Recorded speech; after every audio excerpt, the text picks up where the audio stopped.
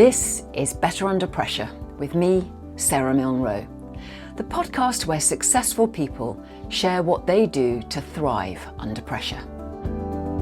The only thing I'm going to focus on is the relationship with me, understanding what do I represent, why am I here, what do I want in terms of a reflection of my existence in my life. Once I've solidified that relationship with myself and I'm crystal clear, only then can I have good relationships with other people around me, and then everything else will fall into place around that. But I'm not going to deviate myself anymore. I'm going to be very clear on what I represent. And so once I did a lot of inner engineering, and it's always work in progress, I adopted certain principles that just work for me. So for example, no is a full sentence. Dr. Bijna Kotak Dasani is an extraordinary woman. With 25 years experience in global financial services, she's a former investment banker turned entrepreneur, investor and venture capitalist. Bijna has collected almost every accolade possible along the way. Everything from Young Achiever of the Year on International Women's Day in 2006 through to, in 2025, Venture Capitalist of the Year in India and Entrepreneur of the Year in the US Excellence Awards Finance and Venture Capital category. Not to mention, in 2020, the MBE here in the UK. In the last decade, her name has appeared in all sorts of top 50 and top 100 lists. The world's top 100 women executives, top 50 women to watch, top 100 ethnic minority executives, one of the Tech Women 100, and top 100 BAME role models. And as I speak, she's actually made it into the first 100 episodes of the Better Under Pressure podcast. So let's get down to business.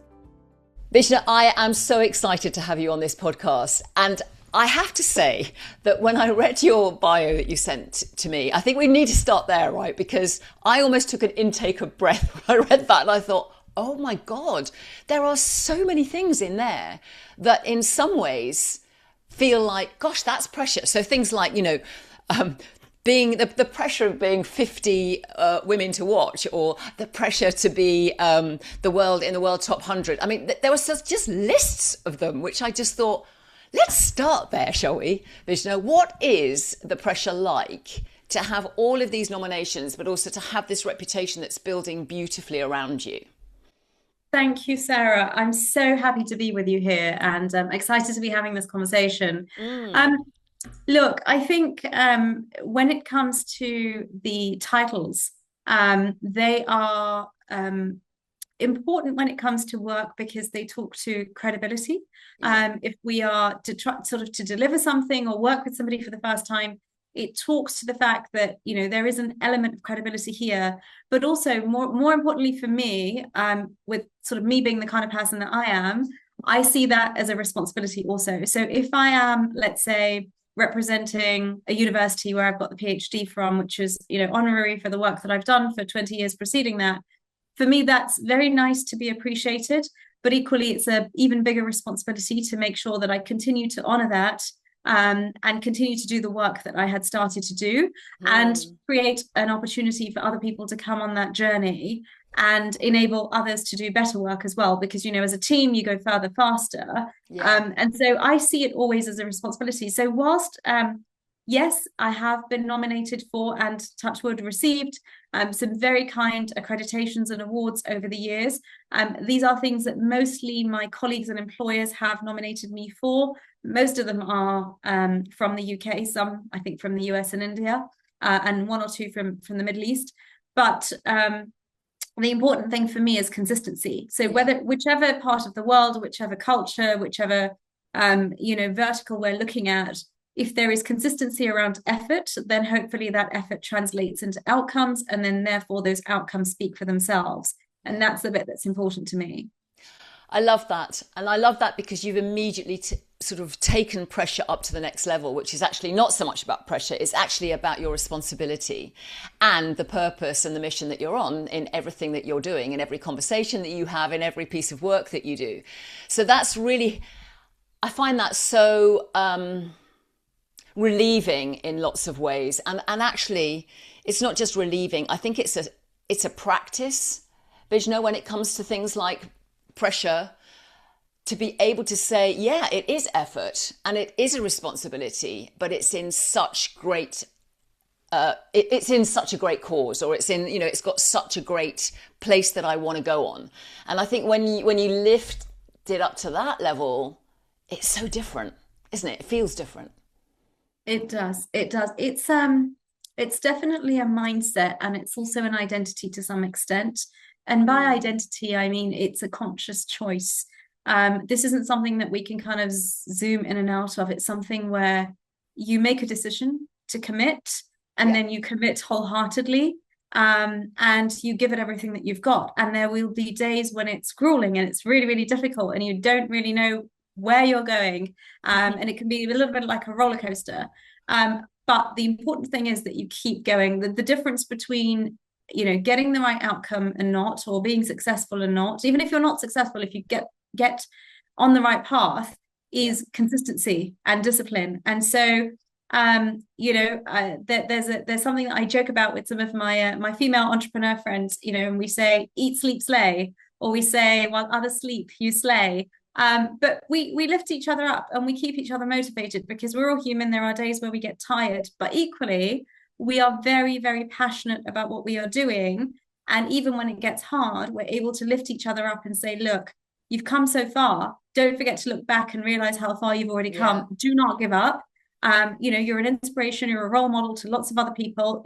You know, you're a role model to me if you're my friend and you're doing something with full commitment. I respect that. I'm beside you. Give it all you've got tomorrow. Wrap up for today, start again tomorrow, and it's going to be a better day. And so we do that. We surround ourselves with people that help, you know, keep us on track. And we also help keep people around us on track to the best of our ability. But it's a mindset. There are things that I will not engage in because I don't feel that they support my mindset. You know, or they could be brain drain. There are people that I will not engage with because I believe that everything is energy exchange, and it's currency. And so I don't want to fall into traps of, you know, certain mindsets or behaviors that don't resonate with my value system. But that's also a process. It's taken me many, many years to get there and refine, and then have the confidence and the courage to say that's not for me, and that's okay. Yeah. How have you learned that? Oh, we need a whole different session for this. But look, in short, life happens to everybody, and I went through something that I would say is a bit of a rebirth personally, and that rebirth just pushed me to decide that, you know, my life had to be worth a little bit more. So whether I had, you know, 3 years left or 30 years left of my life, whatever that looked like, I wanted to detach from things that didn't serve me, or that were weighing me down, or that just felt heavy. And I wanted to focus on creating a positive impact, because ultimately that's what I'm going to leave behind, that legacy. So if I can leave the world a slightly better place for even just a few people, that's a good outcome for me. I'm leaving a positive impact. And so therefore my choices and my decisions were around that.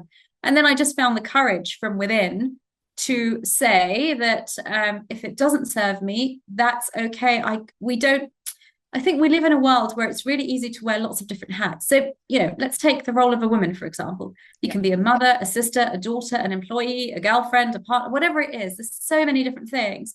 And we're so busy trying to be the best version of all of those different things that we lose ourselves.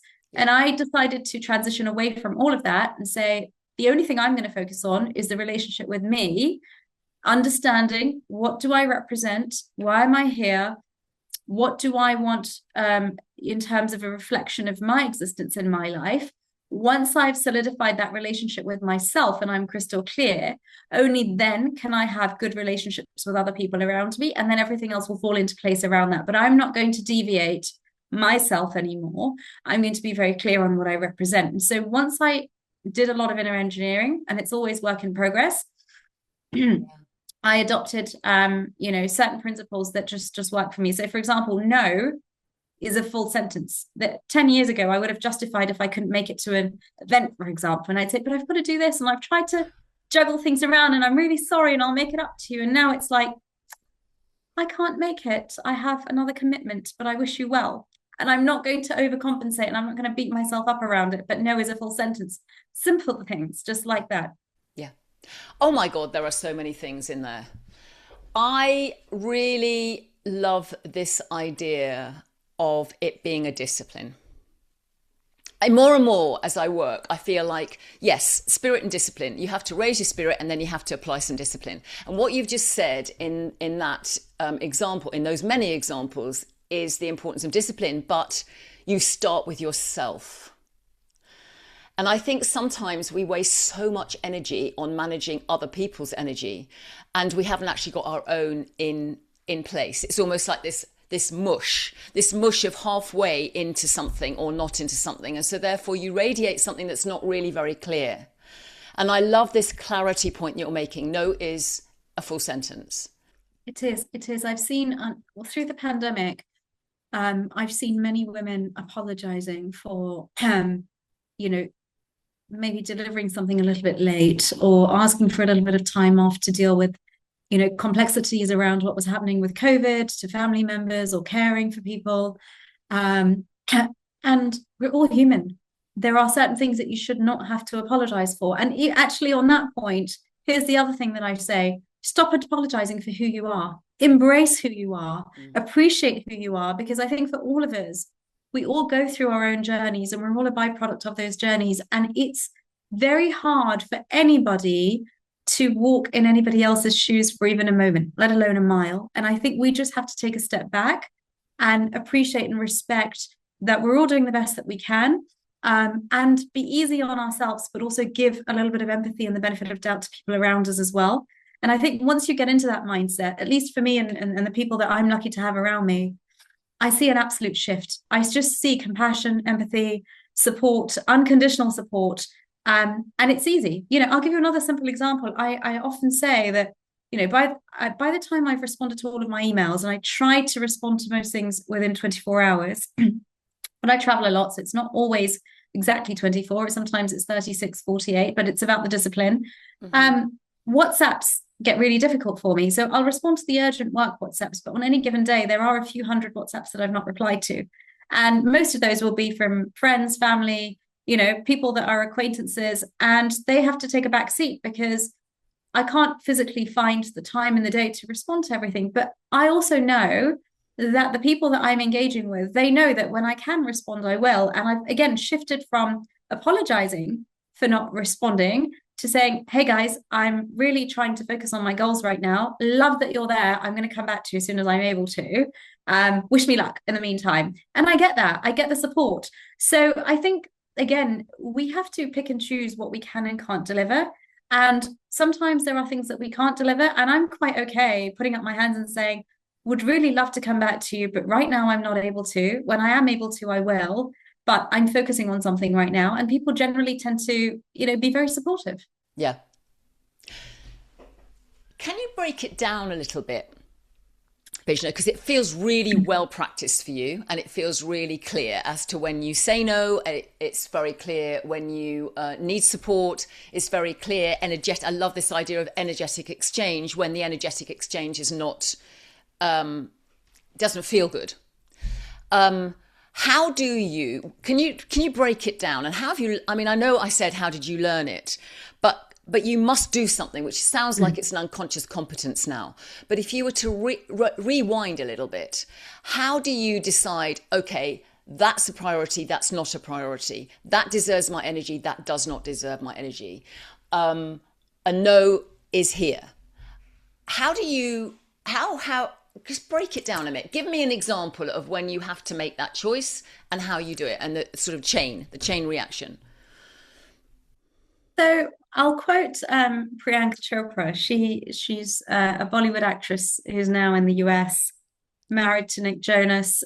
So she's quite well known there as well, as an entrepreneur and as an actress. And she got a lot of publicity a couple of years ago for saying on stage, I want it all. I want everything, absolutely everything. I want to be an entrepreneur.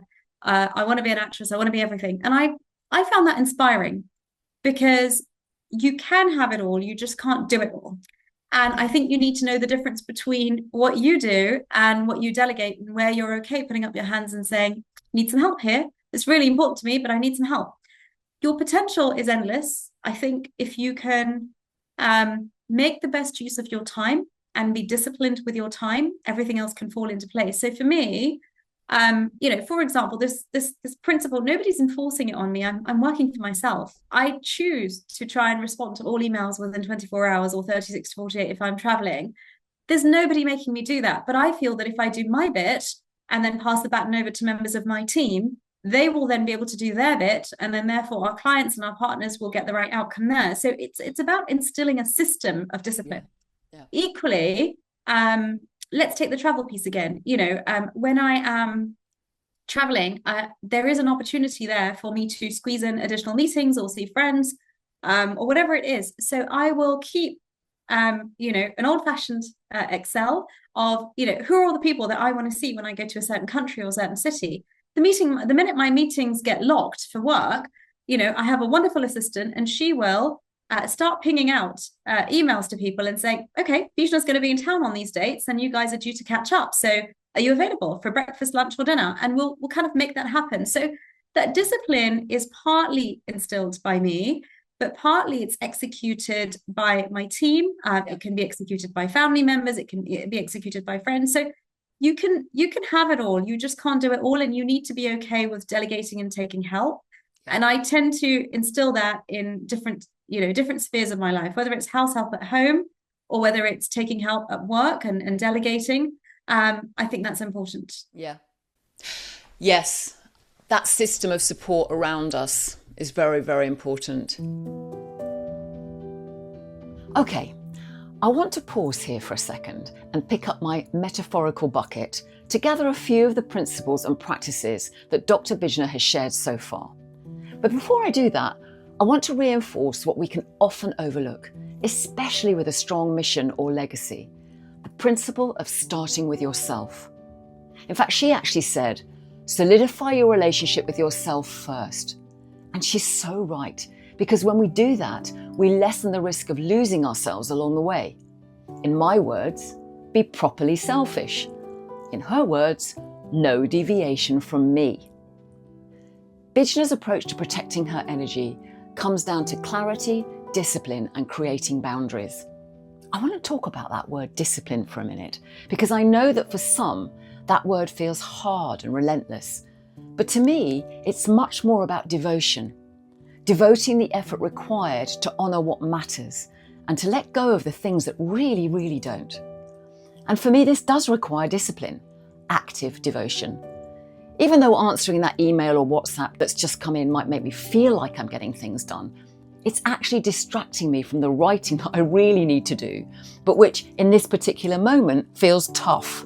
Or it's the discipline to go to bed, in my world anyway, rather than listen to, as I call it in the shed method, my dog brain that's urging me to, oh, come on, Sarah, just keep going and crack on through. We need to pause enough to know what the effort is honouring. Then, when I do that, I find the discipline is much more likely to take root. So let's just go over a few of the other principles and practices that Bijna mentions. 1. No is a full sentence. God, I love that. No apology or excessive justification needed, just a simple and respectful decline. Again, this is in relation to what you're honouring. 2, she minimises what she calls brain drain by choosing who and what she engages with, based on whether the exchange feels aligned and energising. That's such a great filter, that idea of, is it aligned and is it energising? And finally, 3, and this really, really landed for me, that line about you can want it all, but you can't do it all. This is such a vital distinction and requires us to be good at delegating and asking for help. Instill a system of support and be clear about what you do and what others can do. Bijna builds systems and support networks around herself, assistants, team members, friends, family, to delegate what she doesn't need to do herself so that she can focus on the highest impact work. Clear communication about availability. For instance, she says, I'm focused on a project right now. I'll come back to you when I can. Or disciplined time rules, responding to messages within a set window, and regularly evaluating the energy spend against the legacy and the impact that she wants to leave. protecting your energy has to be strategic. That way we're much more likely to sustain momentum and create the freedom to bring full commitment to what truly, truly matters to us. When you are in all of the different businesses that you are in, Bijna, what do you see as the biggest pressure on women? Social expectations, I would say. And so look, let me distill that down a little bit. There are examples where I have seen women tested in situations. So there will be dinners in certain parts of the world that will be organized, after hours. And you would know that a woman is dealing with difficult menopause symptoms, she's going through something with her health, or she's got care responsibilities, or she's a single mother and she's got children to get to school the next morning. But you will see that the stakeholders are maybe all male, and it works for them. So they know what she's dealing with, but they will not give it the consideration. They will work to their own timings. And this doesn't always happen. I'm just saying sometimes there's that sort of, call it ignorance or lack of care. And these situations occur. And I think, people are okay with that. They're like, she'll manage. It's okay. She'll deal with it, and there is a repercussion on the woman. She has to deal with whatever she's dealing with physiologically, socially, culturally. In some cultures, being out with a group of men late at night to close a business deal is not accepted. Yeah. It's not culturally accepted.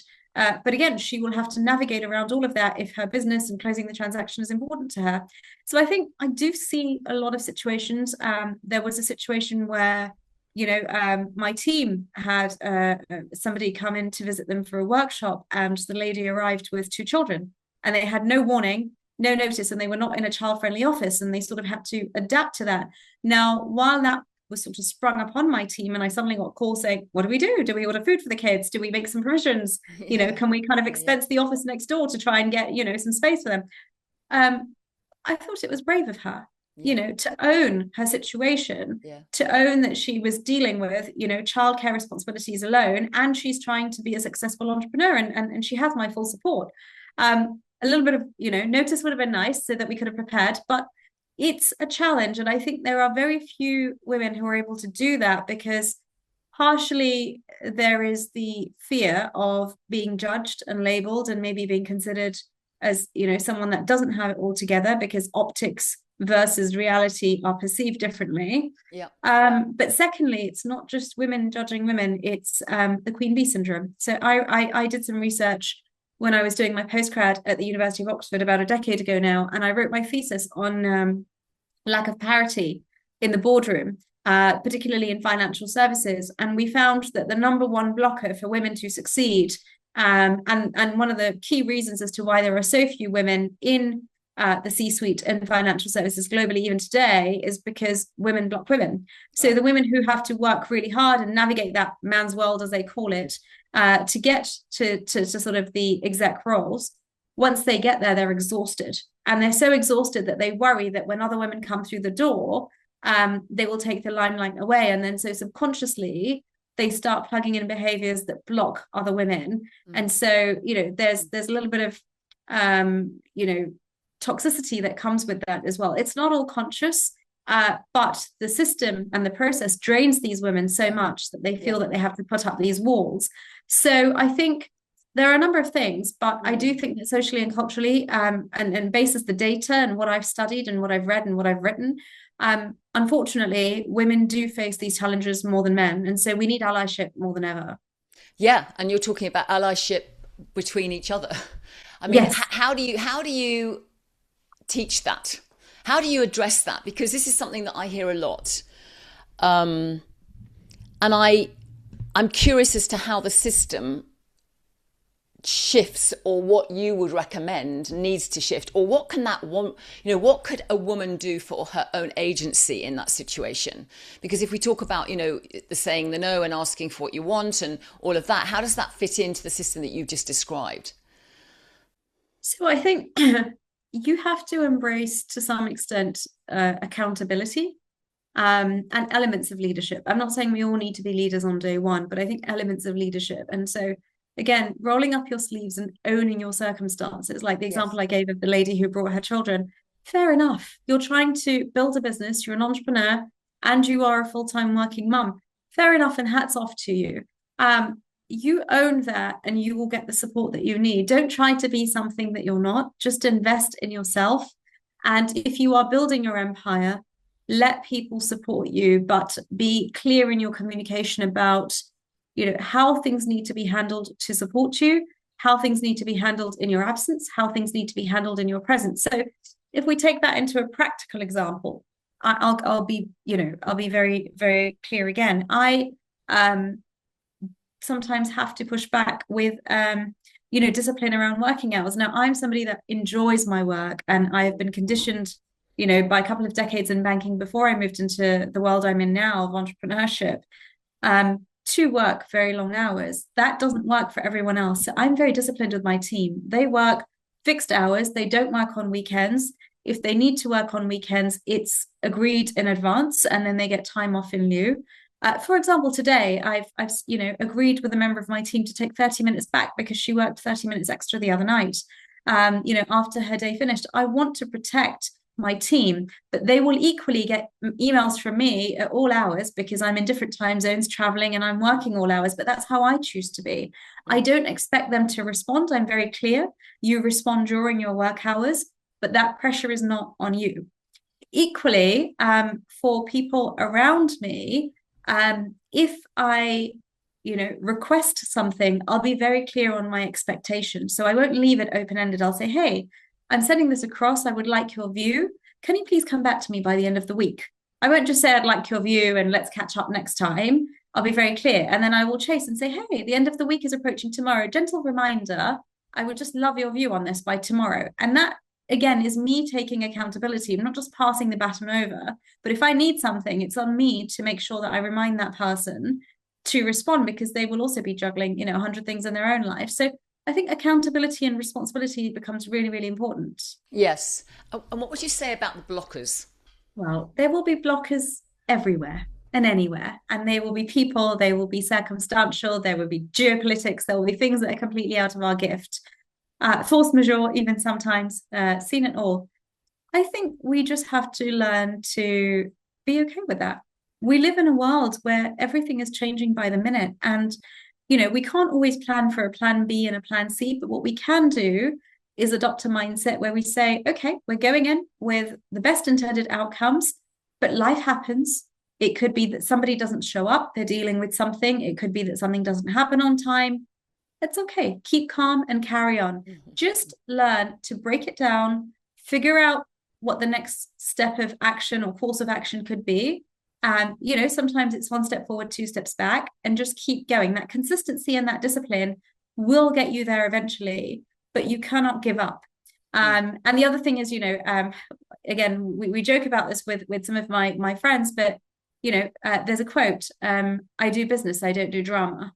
So we try not to engage with drama and making it all sort of about emotions and reactions and chaos and feelings. Yes, of course, we care how people feel. And if there's a negative impact, we want to be there for people. But equally, we don't want business conversations sidetracked by gossip and who's doing what and why did something happen in politics. Let's all focus on the outcome. Let's all stay focused on, the collective win. And let's all stay professional. I think that really matters. Yeah. How do you manage your emotions then? I am very clear on who I am and what I represent and what works for me and what doesn't. So for me, I have to work at being around people all the time. I am very much an introvert, but I've been working at it for many, many years. So I think I do a decent enough job of it when I'm on the go. But once I'm done, whether it's like a 7-day trip or a 10-day trip or even my Monday to Friday working week, where there's back-to-back meetings, I do need to then just switch off. Yeah. And that means that, I won't respond to those WhatsApps. I will get the emails done, but then I need my own thinking time and I need my own space where I'm preserving and refueling my energy.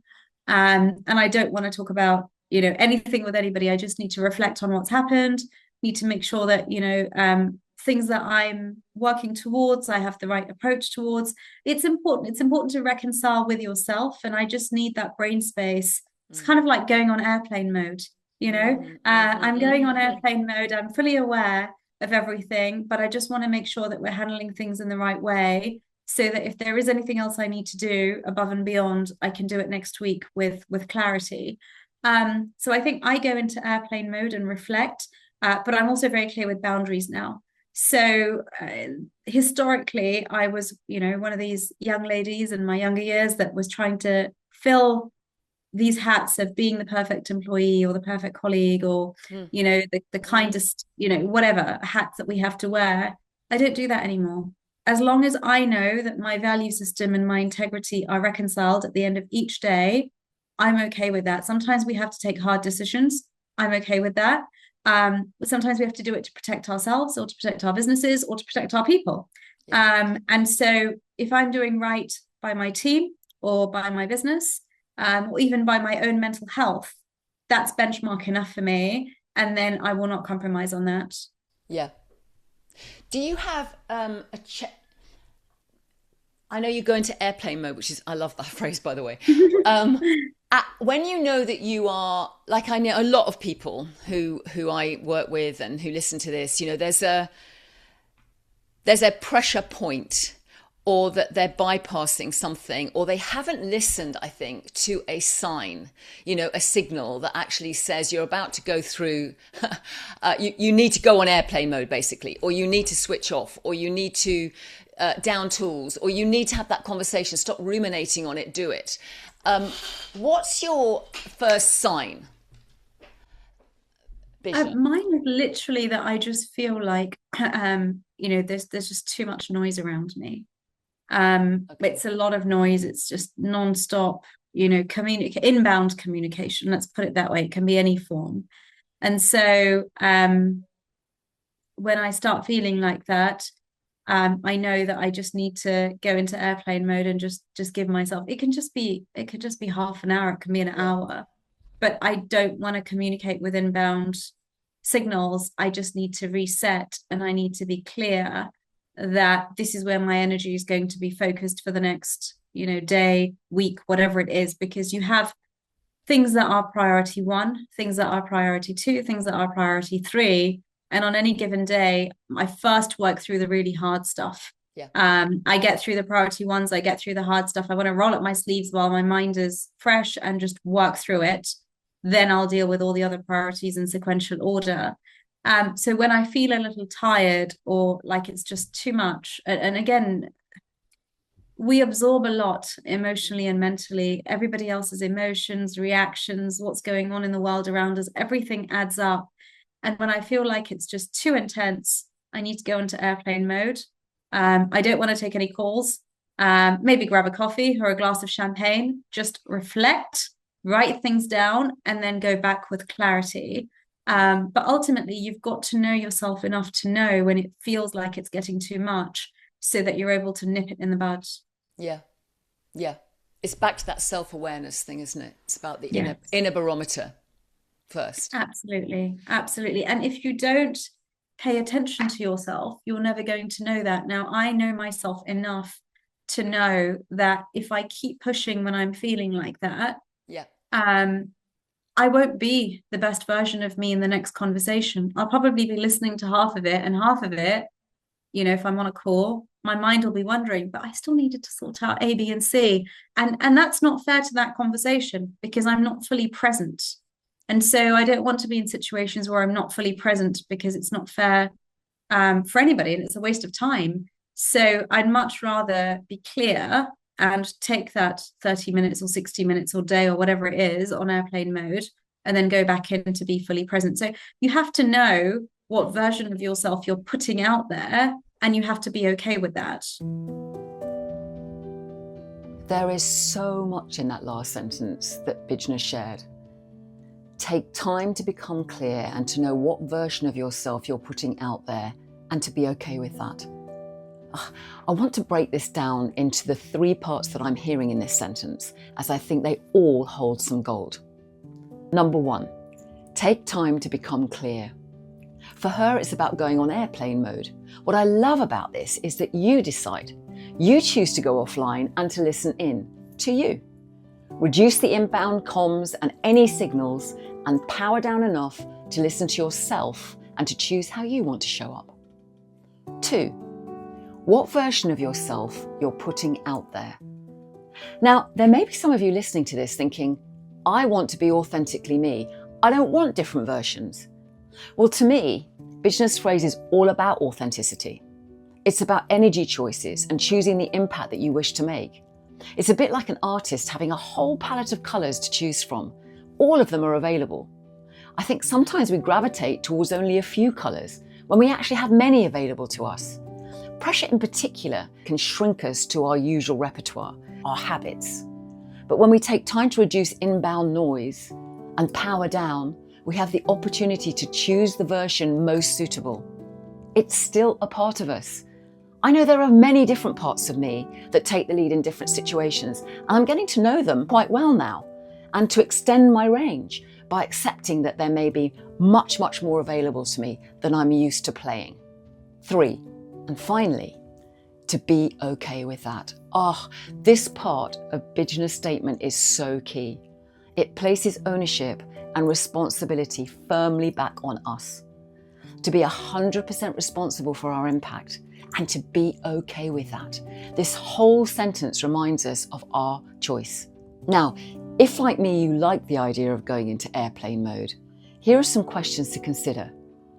How do you recognize that you need to? What are those initial signs? And in practice, what does airplane mode mean to you? What's the worst pressure you've ever been under? This is a very intense one, but I went through something where I was practically fighting for my life physically. Emotionally and mentally, it was very, very difficult. But externally, I did not want to let myself be seen. And I put a lot of pressure on myself to try and maintain my status quo of, hey, everything's fine, and I'm doing great, and I'm going to keep delivering and keep showing up and keep being a decent version of myself. But behind the scenes, I was, really, really struggling. And I did that at the cost of being, trying to be kind to everyone else around me, but at the cost of being cruel to myself. And in hindsight, being where I am today, I would not put that pressure on anybody else. So I don't know why I put it on myself, but that was a younger version of me. I think today I'm very much okay with saying, I'm human and I can be a mess some days. I can be dealing with, I don't know, health or some kind of, eruption at work or situation that I need to deal with. And it's okay. We're all human. It's fine. I don't need to go and sort of sing a song about it, but it's okay to not be perfect or try to be perfect all the time. It's okay to say, hey, today I'm a little tired. I'm going to wrap up and can we finish this conversation another day? Because I really have to get through a bunch of other things. And generally, I think people are okay. Or I'm going to skip that dinner tonight. Why don't you and the rest of the team carry on? Because I've got a really important meeting tomorrow and I feel like I need to get some rest before I go in fresh and ready for that meeting because I need to reconcile with myself. And generally people are okay with that, but I wasn't okay with it a few years ago. And so I put too much pressure on myself and ultimately that caused me to feel uncomfortable with how I was treating myself. So it goes down to, I guess, having an empathetic nature. I also know that I'm an empath and a certain type of empath.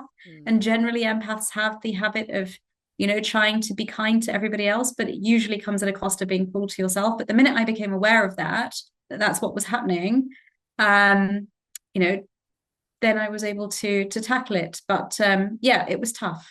Yeah.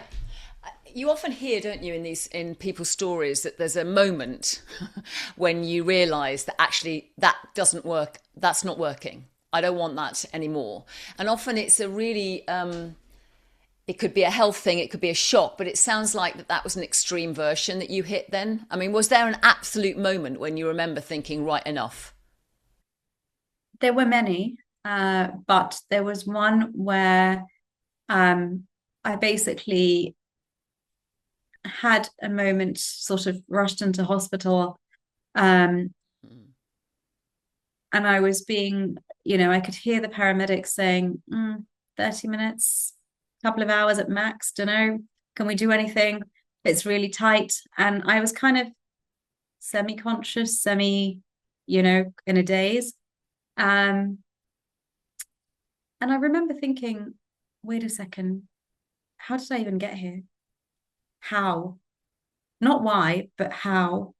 And then came the why. And then came the self-blame. I should have done something differently to not end up in this kind of a situation, or to end up in this state. And then came okay, I need to take my power back. Or I need to take some power in, because clearly I'm not in control of my own life. And so that is where the shift happened, in those moments where I decided that whether, I had 3 days, 3 years, 30 years, whatever it was, I was only going to live on my terms. And whether that meant smallest thing of, what I was going to have for a meal or not, or who I was going to keep in my life as friends or not, or where I was going to live or not, or how, or whatever, it had to be on my terms, because then only I am responsible for everything in my life. And I'm good with that. I'm good with things blowing up and fixing it as long as I own it. I'm good with things going well and celebrating my successes as long as I own them. But it has to be me. It cannot be somebody else. I cannot give away that power to anybody. And that's where the shift started. Yeah. Thank you. Thank you. I really appreciate the rawness of that. And I'm sure that there are other people who will listen to this who will appreciate the rawness of that. And the thing that's really coming out of this conversation for me, Bijna, is this idea of clarity and ownership and accountability. And I always talk about, I think discipline gets bad press because it sounds harsh and it sounds, uncaring, and it sounds, all these other things. And actually, what your story beautifully describes and illustrates here is how, when we really own and we apply some discipline to actually what really matters to us, so that we can then go on this mission, which I know you're on, to really make some fundamental change for impact, for good in the world. It has to start with you. It does. Our actions and our words speak louder than we do. And optics, they say a lot. So, we all go through ups and downs, but I don't think it's about winning or losing. I think it's just about progressing and learning. And I think if that's a continuous cycle, you're in a good place. Love that. So I'm going to finish with these usual questions that I ask at the end of these conversations, which are, if there's somebody listening to this feeling extreme pressure right now, what would be your two? I know you've shared many in this conversation, but what would be your two pay forwards for anyone wanting to be better under pressure? Yeah, the first thing I would say is be kind to yourself. Success isn't a destination. It's about refining continuously, just learning, refining, and saying, okay, I learned from that and that's okay. Or I dealt with that and that's hard to do. And I'm proud of myself for doing that, because, again, like I said, nobody can walk a mile in your shoes. So, take the pressure off yourself. The world puts enough pressure on all of us. I think if we put more pressure on ourselves on top of that, it becomes really, really difficult to separate out who you are and how you feel about yourself and how you converse with yourself to everything that the world is piling on, and then be kind to yourself. I think that really matters. And sometimes it's important to embrace the pressure, because diamonds are formed under pressure, as we have talked about before. Yeah. If I hadn't have gone through the challenges that I have in my life, I wouldn't be this version of myself where I'm very content and very clear. And so it took something really fundamental for me to go through that shift.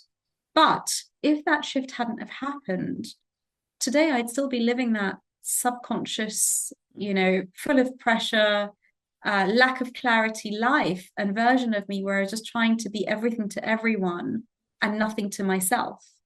And that wouldn't be a very good journey, at the end of my lifetime to look back on. So I'm not grateful for the difficulties, but I'm definitely grateful for the trigger and the catalyst to be in a situation where I am fully in control of myself, without any permissions, unless I grant them to external factors. Oh, that's such a great definition of liberty. Yeah, I choose. Yeah. Oh, I love this. Thank you so, so much. And I've really relished this conversation, and I'm very grateful for this conversation. So thank you. Me too. Thank you. It's been an absolute pleasure. Thank you so much for listening to this episode of Better Under Pressure with me, Sara Milne Rowe. If you enjoyed it, please do subscribe and let us know what you found useful or what you'd like to know more about. And don't forget, if you'd like to sign up for our fortnightly Pressure Points newsletter, where I summarise key points from each conversation, you can find a link at saramilnerowe.com. If you're interested in any of the practices mentioned, check out my book, The Shed Method. Alternatively, you can find us at Coaching Impact or me on LinkedIn and Instagram. Better Under Pressure was produced by the fab team at Smart Cookie Media. Thanks so much for listening, and until next time, goodbye.